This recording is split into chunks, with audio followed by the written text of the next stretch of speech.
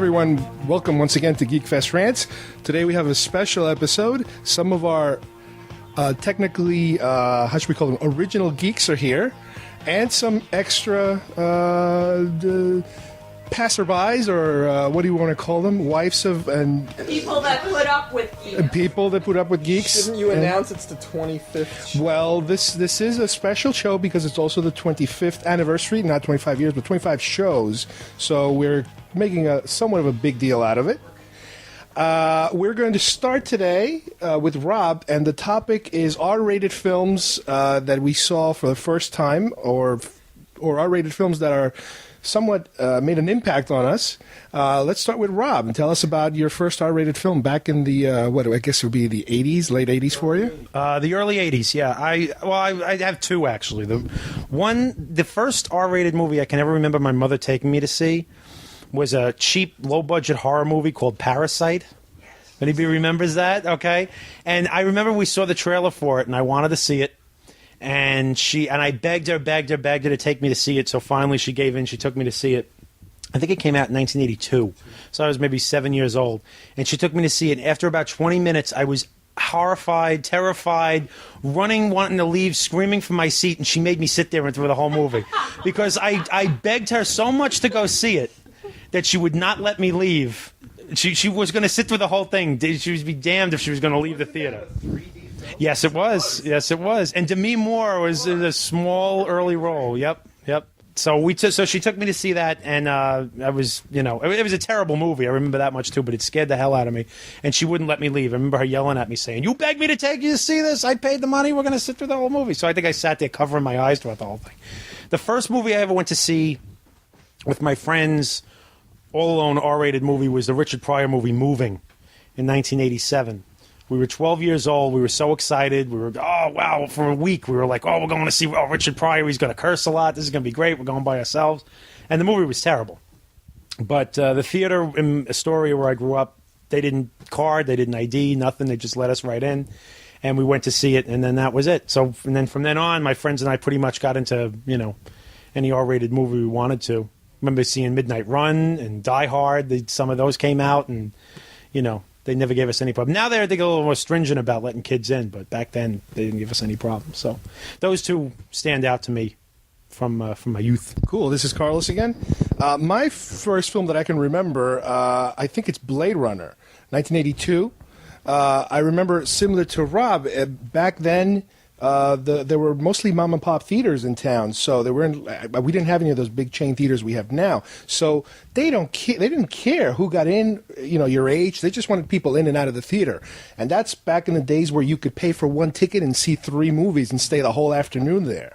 They didn't stagger the movies like they do now, so they all start in the middle, so you can't go hop theaters. But back then they didn't care, and I remember the only reason I guess saw it was because it was after Raiders came out, so it was like, oh my God, another Harrison Ford film. This guy, you're coming off of Star Wars films, on to Raiders, and now he's got another sci-fi film. And I remember, now it really doesn't matter, but the violence factor was a little, oh, this is different. This is not like your usual type of Star Wars-y kind of violence.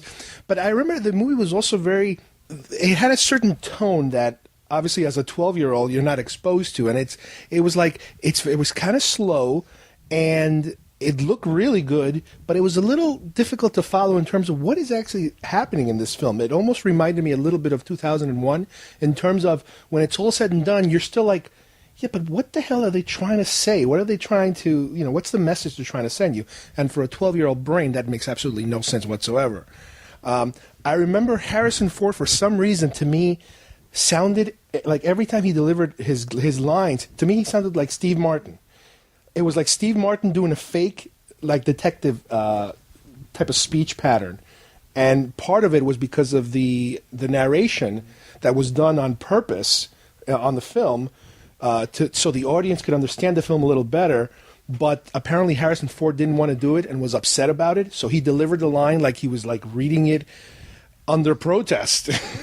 And it comes off that way. It comes off kind of phony, and it's almost like it sounded bizarre, like he was doing an impression of an old 50s film noir type of detective.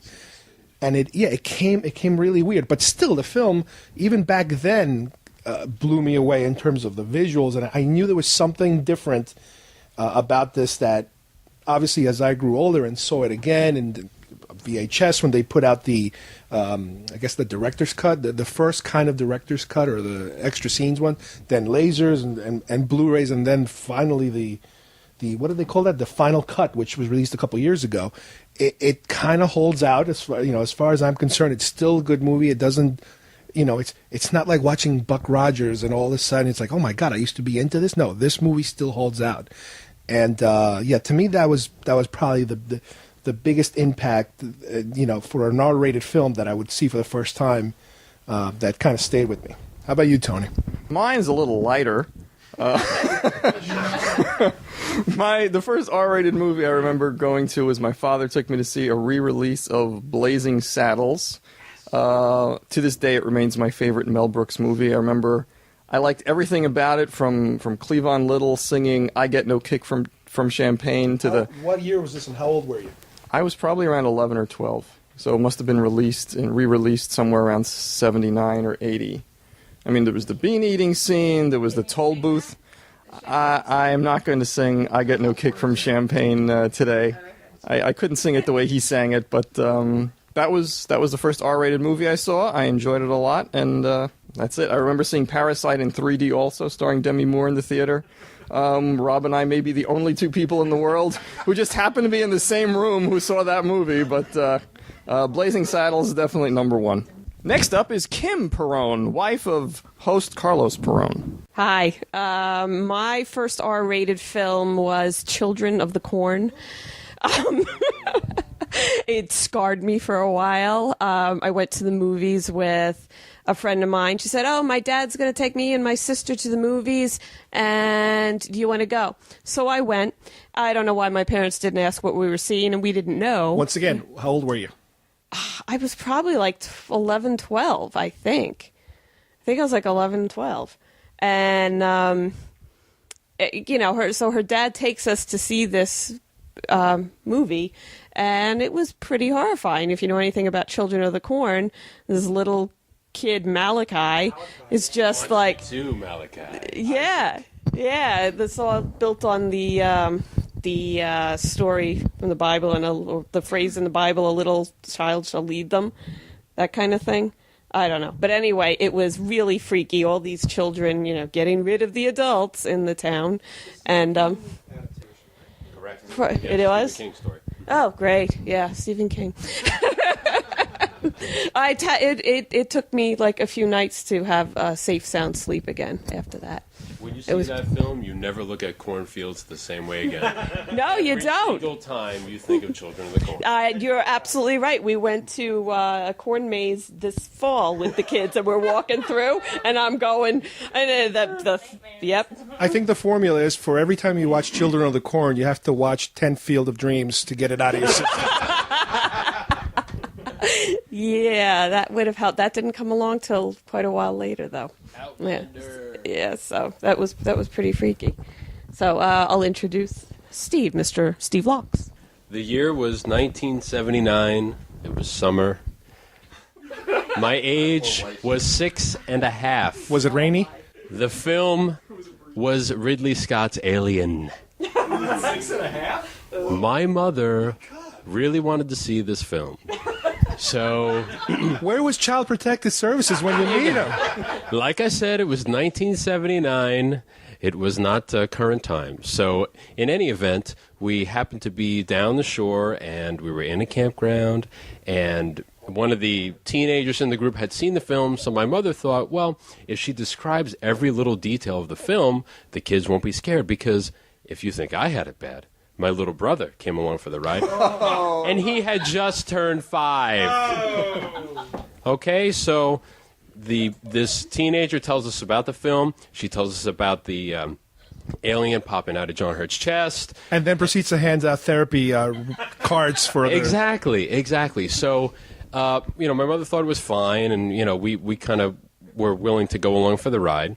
So we go to the movie theater, and there was one scene that the teenager forgot to tell us about, and that's the scene where Yaphet Kotto takes a bat to what's his name's head, to the android's head. So when that happened, I kind of redefined the tagline for the film, which is, in space, no one hears you scream. In that theater, everybody heard me scream. My mother was smothering me because I was screaming so loudly. And Just watch the film. so, needless to say, that really shaped my view of how I look at films, and to this day, I love horror films, and the gorier the better. So, thanks, Mom. Thanks for all that you did.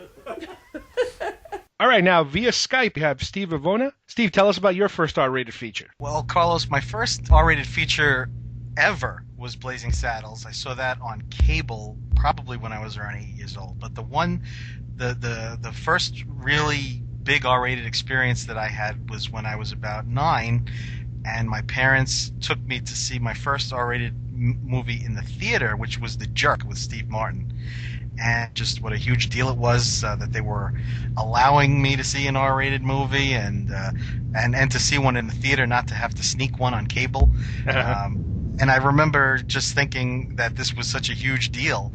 And I saw it at a theater that was very historic. It used to be where the theater was the Mineola Theater, and they used to have shows there, plays. And it had been converted to a movie theater, and it was on its way out. It didn't last much longer after we saw that movie there. It probably was gone in the early 80s. But I can just remember, thinking that, it was Steve Martin in his early days, and the humor was kind of, some toilet humor, some cursing, all the kinds of things that make a 9-year-old laugh. And it's still a film that I like today in a while. Steve Martin may have evolved, but I think when I think of him, I think of that film, and it holds a special place for me. And next up is Brian Drew. Hi there, everybody. In certain respects, I have a similar experience to Steve. My father is a big horror film buff. He actually took me to see Poltergeist when I was 9, which was PG, although it really shouldn't have been.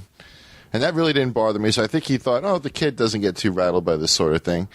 So one night, he and my grandfather decided to rent John Carpenter's The Thing on VHS. This was in 1984. So the film came out in 82, I believe, right?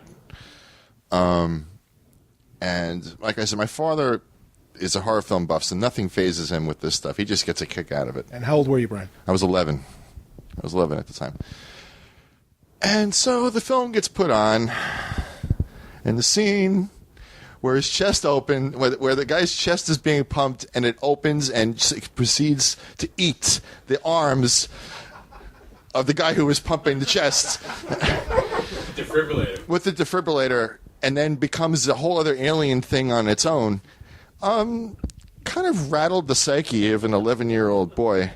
To this day, I can't watch that movie. Now, when you're at work and you see the defibrillators on the wall, do you kind of like walk a little faster? Flashbacks? Yeah. Somebody has a heart attack, Brian. It's not I break it to a cold sweat. But to this day, I will not watch that movie. And I'm sure it'd be much easier for me to handle now. And in fact, the effects probably at this point are probably very amusing to watch. I don't know, but because I haven't seen the thing in 30 years. But are they? Yeah, that movie scarred me. That was the first. That was a VHS. The first movie I saw in the theater that was rated R was Beverly Hills Cop, which was the same year, 1984. And you feel naughty about it because there's all the profanity and stuff like that, and the violence and stuff like that. But I wouldn't say that was a transformative experience in my life. The Thing was much more. Did somebody take you to see Beverly Hills Cop, or did you go on your own? No, me and a couple of my buddies snuck in. We got dropped off by one of my friend's mothers to see Bambi. Yeah, no, it wasn't Bambi, but it was something pretty innocuous. I forget, it might have been like Space Invaders or something like that, or one of those Last Starfighter maybe. I forget what it was. Movie. And we, with the full intention that we were going to go see Beverly Hills Cop, and we did. And we thought, we thought we were the coolest people on earth. After, we got to see this rated R Eddie Murphy movie with all this language, blah blah blah blah blah. This is great. So my first theater wasn't as transformative as my first that experience with The Thing on VHS was. That definitely left a mark on me. And I didn't see the next rated R movie I saw after that was when I was 13. And I saw Blue Velvet, and I definitely shouldn't have seen that. That definitely shaped your future viewing. Indeed it did. So basically, that's my experience. Well, it's a different story now because, like I said before, between having these big theaters now where you cannot sneak into, they Right. will not let you in if you're a youngster. Right. That and the fact that you have PG-13 now, which is a whole new. I mean, it's been around for a while, but it wasn't around when we were young. No, it was. I was 11 when that PG-13 Really? came You were out. that young? Wow. 84. 84. So they were able to kind of take something because there's plenty of PG movies, like you said before. Even Jaws is PG, and Jaws, even Poltergeist has some stuff that's really Poltergeist rough. shouldn't be PG. And obviously, if it would have been PG-13, but still, There are a lot of films from the 70s and early 80s that are rated PG that now would either get a PG-13 or even an R. There are some movies from the 70s that are rated PG that have full front, like not frontal nudity, but like breasts. Oh, and lots of absolutely, language absolutely, and, and it's surprising because back then you only had the G, PG, and R, Right. and I've seen some of those movies Brian's talking about where they had really didn't have a problem showing, some nudity, and it got a PG rating. Now, that same type of thing would get probably not even a PG-13, they get an R. So it's weird how back then, they were a little more lenient about nudity, and even now it's like forget about well, it. even with An R rating. language. I was watching All the President's Men again a few weeks ago. Yeah. And this is an F-bomb right in the middle of that movie. That movie was rated PG. Right. Dropped a full-blown F-bomb right in the middle of a PG movie. So there could be a 6-year-old kid Right. hearing that. Well, the and thing- it's the- completely the- considered acceptable by the. The thing the rating system's always done is when it comes to F-bombs, and it's crazy, but I think they give it more leeway when it doesn't have a sexual reference. Like Yeah. another thing you're talking about, Jack Warden says, don't F this up. Right.